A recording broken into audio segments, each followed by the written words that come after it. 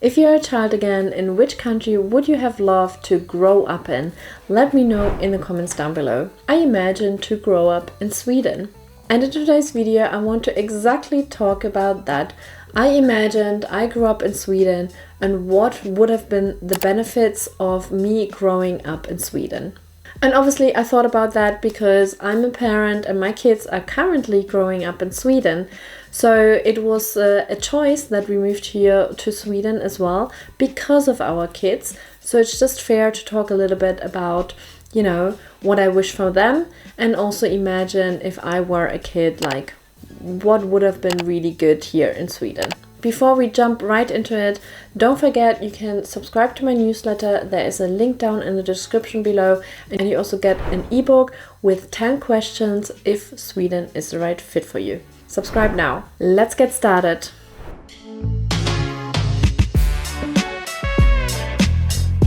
So first of all, I will start with birth.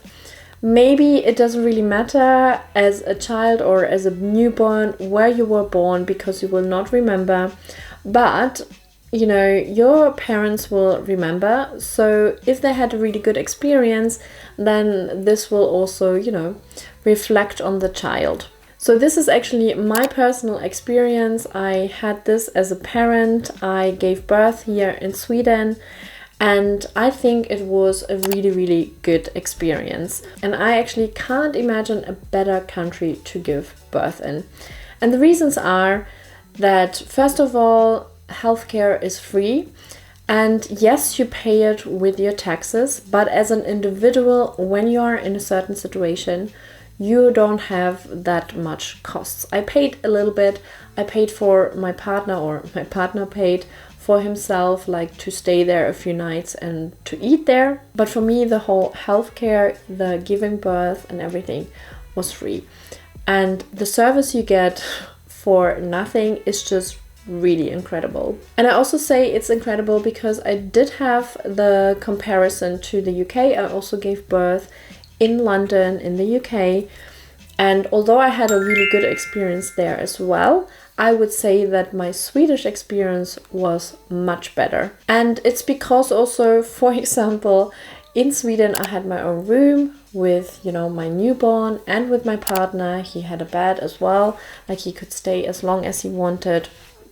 And in the UK, after I gave birth, although I was taken care of, you know, and the doctors, I had a C-section, so it was a bit different. Everything went really well for me.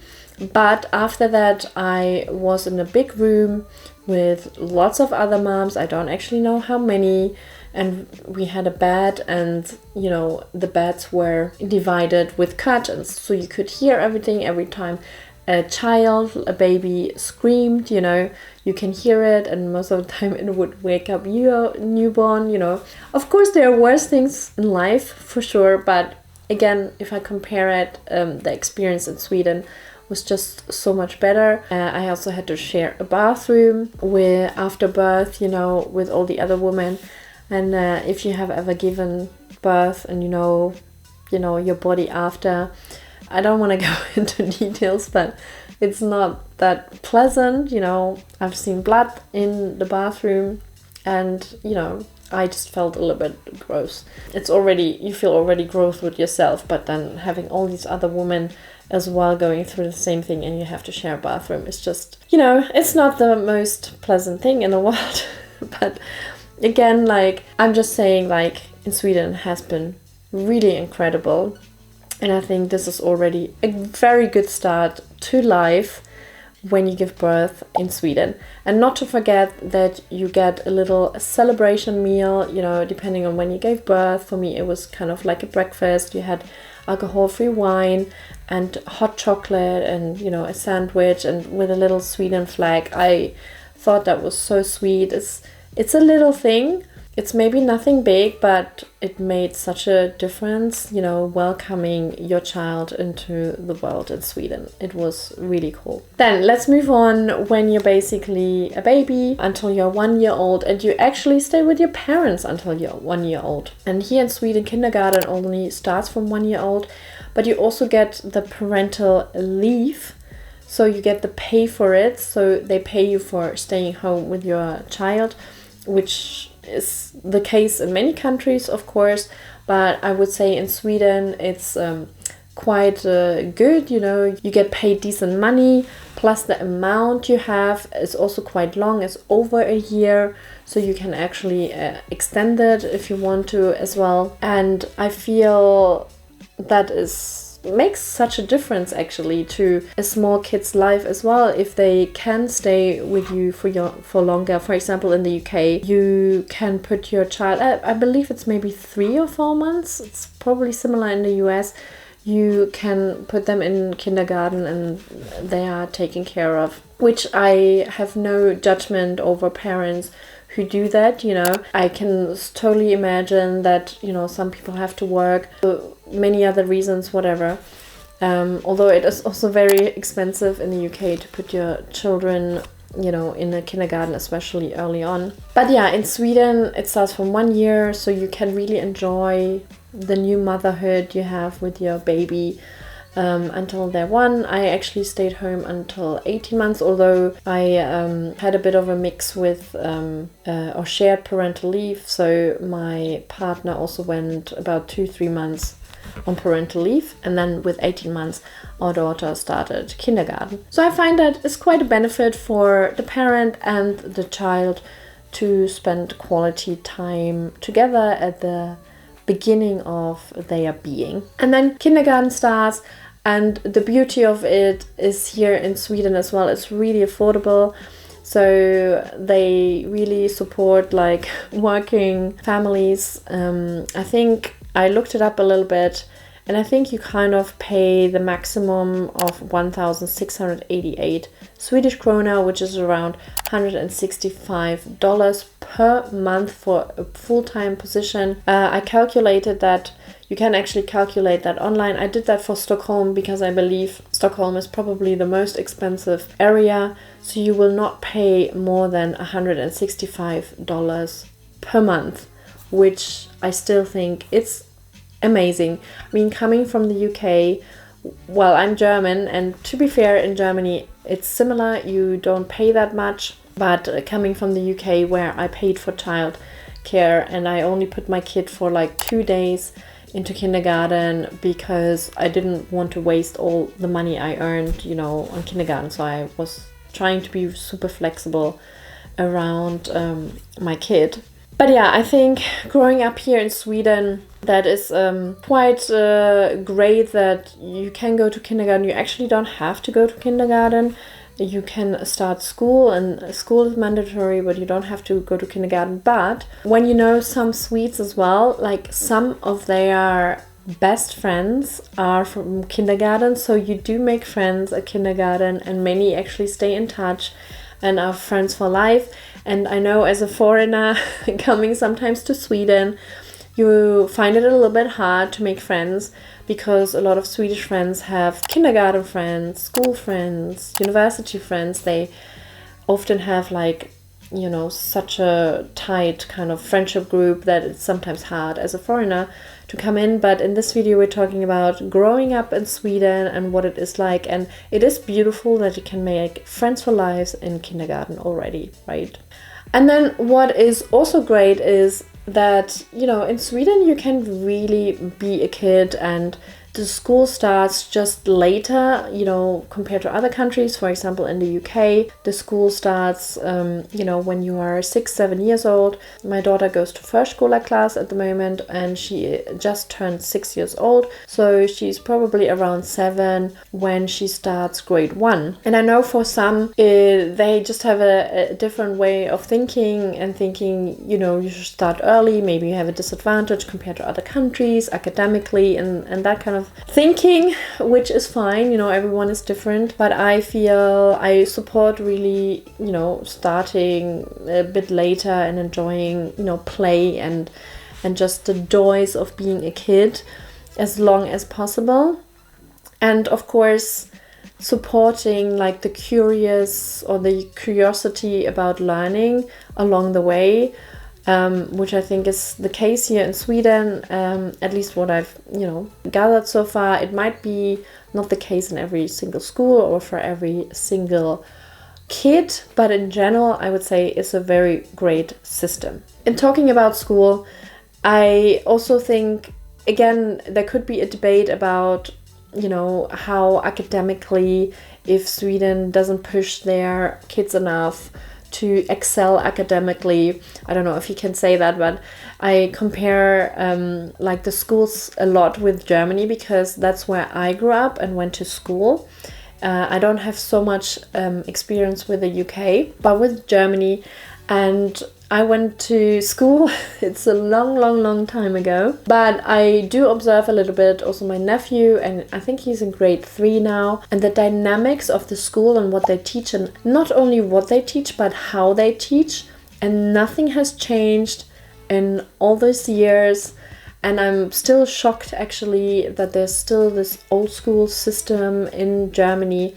And I feel like here in Sweden, I don't obviously know if they have the same approach maybe like 20 years ago, maybe they did. But I do like that there's a lot emphasis on creativity and the individual. I think it's not this kind of mass like educating, the industrial kind of background in teaching. I feel like there is more attention towards individuals, and I heard a few stories, and now experience a few things here through my own daughter as well. But yeah, someone told me, for example, normally there's actually 2 teachers in one class, which is already quite an exception. I feel like that makes already so much more sense, because someone is teaching and the other person can like attend to, kids who maybe have a problem or, who need some help. And someone told me that actually there was a teacher going outside with a kid, and then she asked her, oh, why are you outside with a kid? And basically she said that the kid had problems to concentrate and was disrupting the class, and rather than just, kind of sending them outside and like being angry about it, they were thinking, oh, maybe this kid has too much energy. It needs to walk around or run around a little bit and get some fresh air and then come back and start again. And that's what they were doing. Like a teacher went out with a kid and the kid could, just get some air and run around and then go back to class. And I was like, wow, this is so thoughtful, and it's definitely doesn't come from like an approach of like being angry that someone is disrupting the class, and all the negative energy is basically on this child. They're trying to help the child, which I thought was a very cute story, and I thought I will definitely tell you about this in a video, and today is the day. So yeah, I will obviously observe more, but I feel like in Sweden there is a better balance between teaching many children but also paying attention to individuals and their needs. The only thing where I hear sometimes where people struggle is like if there is a huge academic interest from a kid, maybe the pace is too slow for them, and they need more, challenges, for example, and then maybe they have to seek out a specific school. I don't know if it exists or something like that, but I heard that also the opposite can sometimes be the case, where the kids might be bored a little bit at school because there's not so much pressure and challenges in terms of academics. But I'm also talking more about the first grades in school, like how do you call it, primary school, maybe even secondary school, but I have no idea about high school. But yeah, I'm talking about the lower classes. And then one thing I thought I would have loved it so much growing up in Sweden, and is the nature you have here.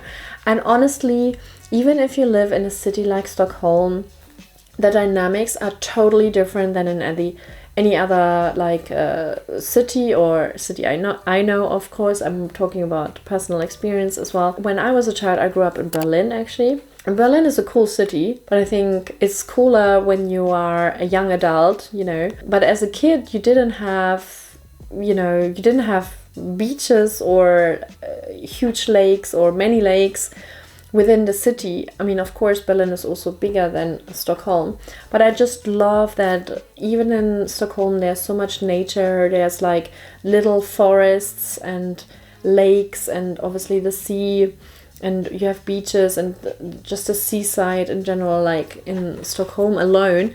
And of course the rest of Sweden, I can only imagine it's even more beautiful. And if you like grow up even a little bit outside of a city, you are surrounded by nature, and I think that's just so beautiful, and it really does something positive to you. Alone for that, I would have loved to grow up here in Sweden, and I'm happy that my kids currently grow up in Sweden and being around nature. And another advantage I feel like also here is pretty cool in Sweden is that you learn English from an early age on. Maybe that doesn't really apply to my kids because they automatically learn English because of our family. My partner's English, and in the family we speak English in general. I do speak German to them mainly when I'm alone with them, but yeah, they grow up with English. But I can see like kids are learning English early on through school, but also because of the circumstances, you know, all the TV shows are mainly in English if they are not specifically, you know, Swedish, of course, but they basically don't dub any films, any foreign films, compared to Germany where they do that. So everything is in German in Germany, so you don't really learn from like native films or cartoons or things like that, although they do dub here cartoons for children. So that's a bit of a difference. But yeah, I like that you can learn a lot early on English here, and that is an advantage. What I also really love here in Sweden is the free education. Before you jump on me, I know it's not technically free education. The taxpayer pays for it. But again, there is no big burden on an individual. If you want to, you know, study here in Sweden, you can do that. And I believe even you get a little bit of money, like a little bit of financial support when you study, because you obviously also have to, you know, live somewhere if you don't live at home. But yeah, I find it amazing that there's free education here in Sweden.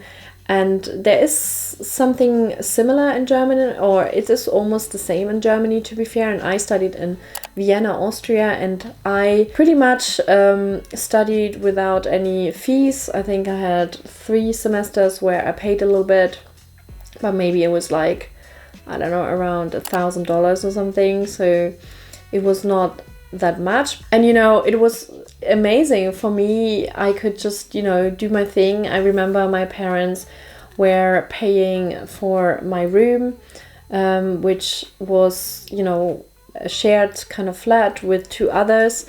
I think it was really cheap. I don't know if it costs the same these days. I doubt it. It was like 300 euros, which is about 3,000 SEK, or about, is it $300? $330? Yeah, and 3,400 Swedish krona. And then I worked whilst I was studying as well. I had a job, like, and some gigs and stuff to pay for everything else. So for food, for books, for going out and stuff like that. It was a decent life, I really thought, at university. And I'm so happy that, you know, I finished without any debt. I can only imagine, like, hearing from the UK and the US how much you pay for studying, for the education, and not everyone can afford it. And I know there are, you know, there's support and stuff like that, but you can also make it really easy, like here in Sweden, where it's just free for people who, you know, grew up here or who live here. And I think that's such an amazing thing for a child growing up here and studying for free. And also, I just want to finish the video and say that also Sweden is just overall a kid-friendly country. I feel, you know, kids are, you know, treated really well here, like little individuals. There's a lot of respect for kids, you know, they care for kids. It's very important that kids are protected. So overall, I'm happy here in Sweden, and, you know, would have loved to grow up here. And obviously as a parent, I chose My kids too grew up in Sweden for all the reasons I mentioned here in today's video. But do let me know if you grew up in Sweden. You can also share your experience a little bit in the comments down below. Thanks for watching, and I hope I will see you in my next video. Hej då!